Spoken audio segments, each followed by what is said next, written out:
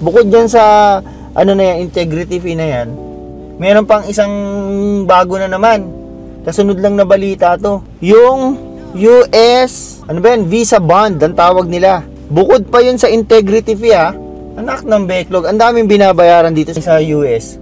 Pagka gusto mo mag-tourist doon, mga ganyan. Yun. Magandang tanghali. Grabe ang init ngayon. Today is Saturday. Hindi ko alam kung anong date na ngayon. September 27 na pala mga sir. Pero, ang init pa rin. Grabe yung tirik na tirik yung araw. Pero, enjoy na natin yan kasi, alam nyo naman, pag winter na, parang silang plaka. Sobrang lamig. Kasi dito ako napunta no. Dami naman lugar ng Canada no. Dito napunta sa Manitoba. Hindi, joke lang. Grateful tayo na napunta tayo dito sa Manitoba, Brandon City. Kasi, alam nyo naman, sila tumanggap sa atin. Thankful tayo sa ating company, agency, na nagtiwala. Ngayon, pupunta ako ng superstore kasi kulang ako ng ingredients. Gagawa ng seafood, Cajun seafood. Shit! Ako ang cook eh. Yun lang naman ang kulang ko, mais. Kulang mais. Bibili tayo. Nakakamiss sa Pilipinas.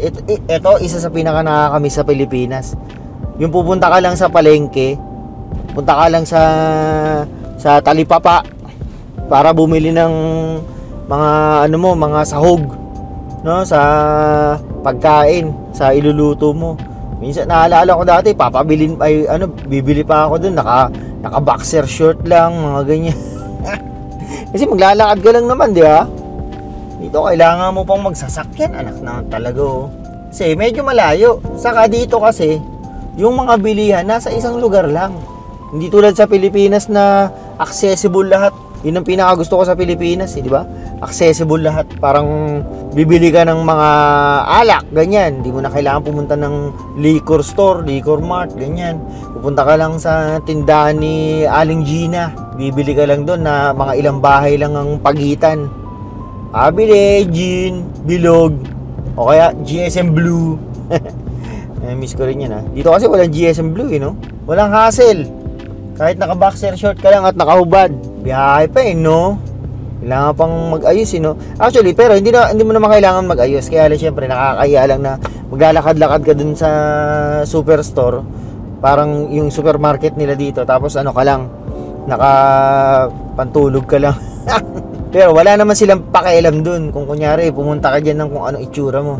Pero syempre, alam mo naman, mga Pilipino, palagi tayong naka-Japorms. Kalbo na yung mga puno rito Parang asar itong mga to Kalbo na. O nga pala, mamaya pupuntahan natin yung yung bagong store, bagong opening ni J Tads. Store ni Kuya J. Mga Filipino food ang mga binibenta niya. I-video natin para isasama ko sa video na to. Kaya lang nag-video rin ako kasi meron akong nakita. Ang mahal na pala pumunta ngayon sa US Pagka galing ka dyan sa Pilipinas Actually, kahit basta Pilipino ka. Naalala niyo yung unang balita dati na merong additional fee na yung $250. Yung visa integrity fee ang tawag nila. $250 yun. So, para sa mga sa mga non-visa holders, ay yung mga kailangan pa ng visa ng mga countries na papasok sa US, merong additional fee na ganun, 250. Akala ko dati na yan, immediate na na pinatupad na, hindi pa pala. October 1 pa pala yung yung ipapataw. Yung mga ganon, $250. Ewan ko, ito yung computation sa 250 USD. Sipin mo yun, iintindihin mo na yung gastos mo ng ticket na magkano papunta sa US. Nasa, siguro nasa $700 to mga $1,500. Ticket pa lang yun na one way Bibili ka ng balikan o kaya kasama mo yung pamilya mo. Tapos, syempre, yung inyong baon na pera, panggala-gala, mga ganyan. Tapos kung isasama mo pa yun, ang dami mo nang kailangan gastos para pumunta sa US. Kung ikaw ordinaryong Pilipino, parang pangarap lang talagang pumunta ng US at maggala no? Syempre, depende kung ikaw ano naman, congressman sa Pilipinas, kaya mo yun.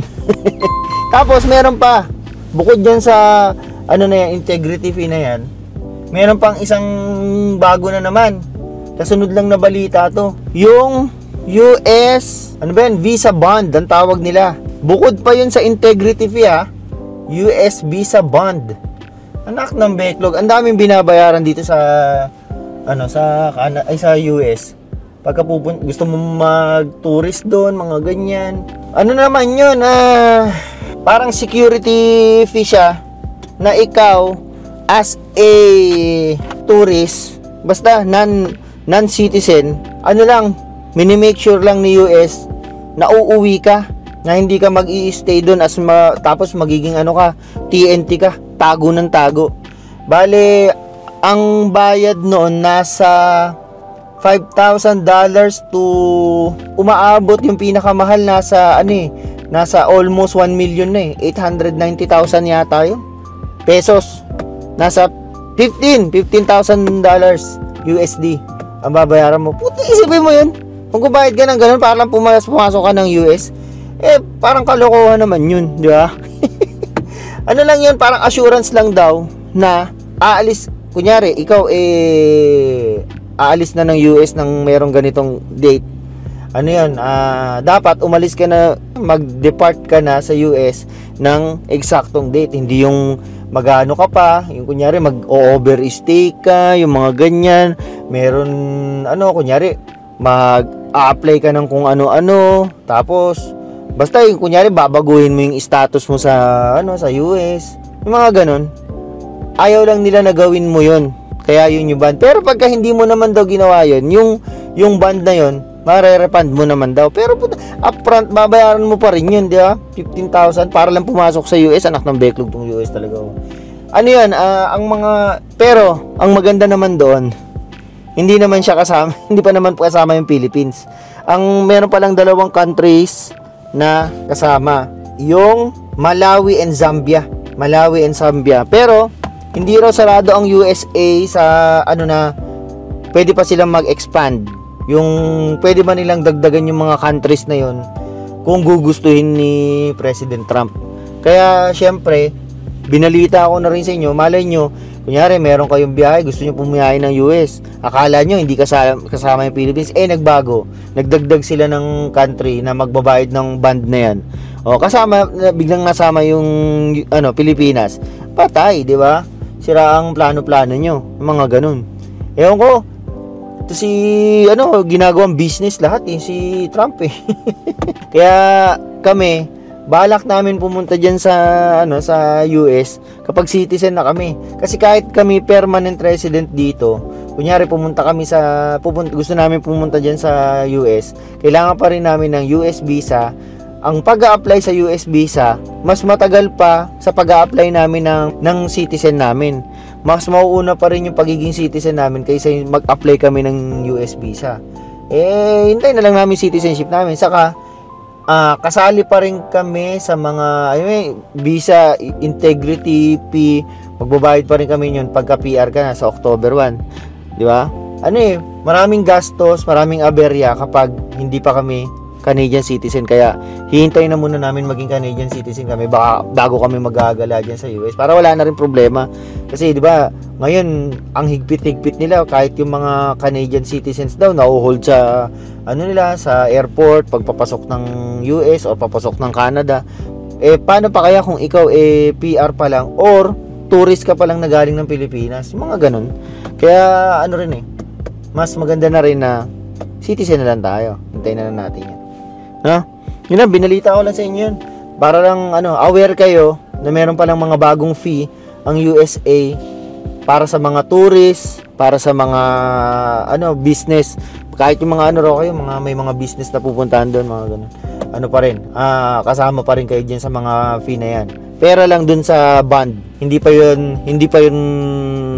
included ang Philippines doon. Pero sinabi ko na lang para at least kahit paano i-check nyo, baka biglang magbago yung mga bansa na na included sa magbabayad ng visa bond na yan Ang mahal-mahal pa naman, no? Yun lang muna. At ako'y papasok na dito sa superstore mamimili. Yun lang ba bibilin ko? Bili kaya ako soft drinks. Wala akong chaser, no? Sige na. Yun lang muna. Like, share, subscribe, mga alam yan. Sige na, paalam.